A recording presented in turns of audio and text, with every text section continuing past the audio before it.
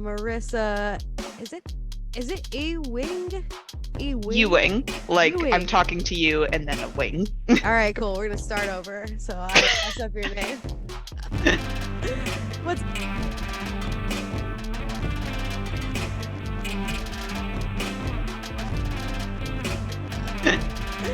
What's up? What's up, everybody? We are here talking to Marisa Ewing, and we are going to ask the question, what the fuck is dialogue editing? So go ahead, Marisa, and just kind of explain to us what it is that you do and what dialogue editing is. Sure. So, hi everyone. My name is Marisa. I do dialogue editing for a fair amount of different projects, film, podcasting, video games. When I do dialogue editing, most of what that consists of is kind of on the producer side of things, deciding which takes I should use if it's a scripted podcast, if it's more of an interview style, cutting out blunders, people saying ums or uhs a lot, just making things sound more clear. I also do editing more in terms of like noise reduction if people are especially recording from home, just making sure you can't hear traffic outside or dogs barking, anything like that, and just making sure that their voice is as clear as possible so that their message comes through properly. Nice, nice. So you take this, banter that we're doing right now, and maybe a big car drives by, or there's somebody's in, downtown Brooklyn, and you just make it sound nice so that everybody can enjoy the podcast and not have to worry about the background noise. Yeah, exactly. Awesome. And how long does it usually take you to do projects like this? Is it a lot of just really listening in detail? Is there like some tricks to making it a little bit faster, or I think it honestly really depends on the production itself, and who's recording, because there are some that I've worked on where if it's a scripted podcast with professional voice actors, usually they're in their own recording booths. They'll do a few different takes, but usually they're all pretty decent quality. But if, for example, it's an interview type of podcast, especially with people that haven't been used to recording interviews before, that ends up taking a lot longer just because there's usually more background noises, more blunders, things like that. So it can really range. And depending on the length of the podcast, if it was like 20 minutes long, it could be something as simple as, you know, 3, 4 hours or somewhere up in the 10 to 12 hour range. It really depends. nice. So when y'all go out at home and you say, I want to start a podcast, make sure that you start out with some good microphones, some nice sound treatment. And then on the editing side, it will take them less time and probably cost less money if you start out professionally from the beginning. What are Yeah. some what are some tips and tricks you can give to people who might want to start a podcast and want to have really good sound? Is there a microphone you recommend, or the sound treatment that you recommend? Like, how do you get it sounding as pro as you can before the editing process? Um, yeah, I think the biggest thing is treating your space, because it makes a huge difference between having, curtains on windows facing the street and, sound absorption panels. In terms of microphones that I'd recommend, I think it really depends on the space that you're in, but I'd actually say I'd go for, having a headset like this and a nicely treated room versus like a really expensive mic and no treatment. Um, Mm. yeah, I think that would be my recommendation. Yeah, because there's a lot of really great, like inexpensive USB mics that you can start out with, especially if you're just doing talking and you're not trying to be a vocalist and sing songs. You can kind of go with those USB mics and then just throw some stuff up behind you. Even if you're recording in a room with like a couch and then maybe a bed and then maybe in your closet with some clothes, just things that, you don't have to spend a ton of money, but just absorbing the sound around you, because I think we've all heard that podcast where it's just really echoey Yeah, yeah. and you're focusing so much on how that sounds that you're not actually, I mean, you could be talking to the most interesting person in the world, but if there's echo and dogs barking, that can really uh, pull your ear away.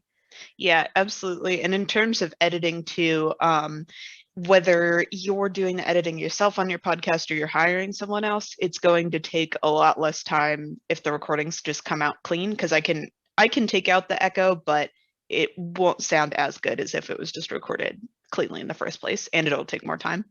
Nice. What are some tools, like go-to tools that you use to get out echoes or noise cancellation, things like that? I mostly use the RX Advanced Suite from Isotope. That's like my number one go-to. I also use the Ewing loudness meter because sometimes in dialogue editing, it really depends on the production, because sometimes there will be a mastering engineer above you that will make sure the loudness is, proper for going on Spotify, YouTube, things like that. But sometimes you'll be doing that yourself. So making sure that the dialogue's at a consistent good level is really important too. So that doesn't really help with the noise cancellation, but that's like a really necessary tool for sure. Yeah, because you don't want to be driving along in your car and then your podcast comes on and you're just cranking it up and trying to hear the people talking. I didn't even Yeah, think about like a mastering engineer for a podcast. That like blew my mind just now. I was like, oh yeah, I guess you would need that. yeah, it really depends on the production. For example, some of the larger podcasting companies that I work with, they'll hire dialogue editors that will do most of the editing work, and then they pass off their work to the mastering engineer. There's others where, if it's a little bit smaller, you might end up just doing everything yourself. And there's some that I do uh, both the dialogue editing and the sound design and the mixing and the mastering, and do everything. So it really just depends on how many other people are working on the particular project. Nice. Yeah, I've heard some of your podcasts and they all sound so good. Oh, thank you. And like the sound quality makes you want to listen to it. And you have a podcast that talks about sound design. Oh, yes. Yeah. So yeah, I've worked on, it's a show called Powered by Audio, and it's sponsored by EPOS, which is I believe they're an audio company based in Denmark, and they just interview different sound professionals doing their jobs. So there's been some sound designers. They've also talked with people that use sound in their day-to-day job. So like first responders and like air traffic controllers. So that was a pretty fun podcast to work on. I love working on podcasts where I'm learning too. It keeps me like very engaged when I'm editing. Yeah, definitely. You can tell that you have a good podcast if the editor is excited to work on it because there's so many things that you have to listen to over and over. So if you Yeah, hire an editor and they're excited about your podcast, that's probably a pretty good sign that you're for doing the sure. right thing.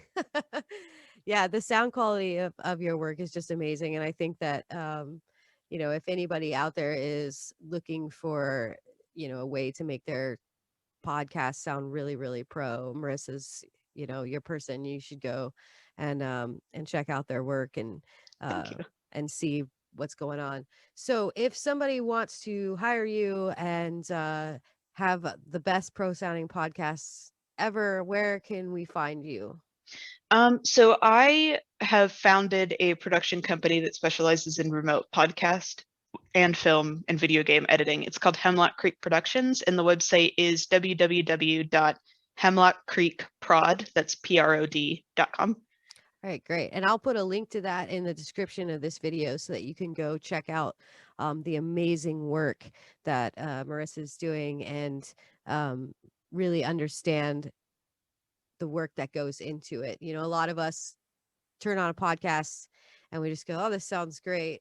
And someone spent 20 hours going through and pulling out, every single little that would be distracting. Or if somebody because I edit these myself, these videos, and I go through and I go, I don't know if they really, really want the world to hear that particular sentence or not, So do you make those judgments too? Do you produce a little bit while you're editing, or are you just strictly um, Yeah, again, it really depends on the podcast, because there's basically every podcast that I've worked on, there is a producer, but sometimes the producers are very hands-on. They'll send me notes of exactly what they want me to cut. They'll say, from this section to this section, just cut this out. We don't want to use it. Others will just kind of hand me the audio and say, have fun. But typically, with bigger production companies, usually they have a producer that's kind of calling the shots, but there are some exceptions to that, like ums and uhs. They're not going to point out, every single one because there's going to be, probably hundreds depending on the podcast. So a lot of that is the editor's judgment call, but Mhm. there are others that are interview style that I'll be the one that goes through and does kind of that producer role as well. Awesome. So you do just like a little bit of everything. That's so fun. No wonder Yeah. you started your own production company or your own podcasting company because Yeah. And it's been kind of interesting too because I started the company in January of 2020 with the goal of specializing in remote editing just because all of really my clients were remote, and then March happened and I had been working a day job and was like, I'll probably work this day job for like 5 years maybe, but like just through quarantine with so many studios closing, it really picked up. that's awesome. Yeah, COVID, it's crazy because it was such a horrible thing, but so many new things have come out of it. A lot of remote work.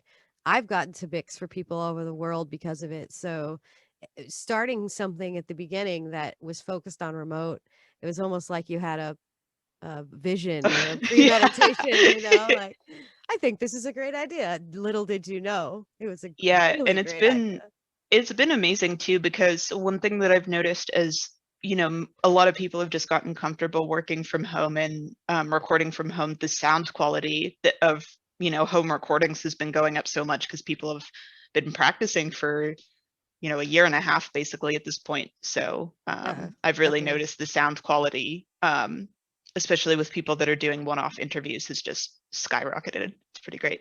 That's amazing. And, with people being bored and not having much to do, podcasts are really popular as well. And people also listening to a lot of podcasts might be interested in starting their own. They have this idea, and they go, "Oh, you know what? I think I could do that." And it's kind of like home recording in the same way. "Oh, I think I could do that." And then they get to a stage where they're like, "Okay, recording was easy, interviewing was easy, but this editing, mixing, getting it loud, that's the hard part." And you don't Yeah, have to do all that yourself. There are people like Marissa that exist that are happy to help you out. Same mixing engineers can mix the music you record at home. Podcast editors can do the same thing for you. So, yeah. And some people don't even know that you can like hire a podcast editor. So, yeah, it's definitely helpful in terms of just taking a load off of, everything that you're working on, because I know, at least for me personally, studying, engineering in college and things like that, I think producing is the hardest part. So trying to balance producing and editing is just it's kind of a lot to handle. yeah. Well, maybe you'll get so big you'll need an assistant soon and you can hire a producer. Yeah, yeah. I actually have two editors that also work at Hemlock Creek, which has been great, but being able to have a producer would be really nice. Yeah, yeah. There's certain things in my business that I have like in the back of my head, like when I get to this point, I'm going to hire this person because you kind of just like find the things that you don't mind doing, but you would absolutely love to give to somebody else. Those are just kind of like pop up from time to Oh, time. absolutely. Like finding an accountant was huge, and then, having assistants. It's like, wow, I can actually like go on vacation now and things can keep happening. Yeah, that's awesome. Well, thank you so much for coming on and chatting about what you do. I had a lot of fun chatting with you today, and we'll put a link in the description of the video to all of the places that you can contact Marissa if you want to hire a kick-ass editor to make your podcast sound like you know what you're doing. So that's a great step to getting your podcast to people to actually listen to it. You sound professional, people respect you, and they want to listen to what you have to say. So, For sure. Thank you for having me. This is great. yeah. All right. I will chat with the world later. All right.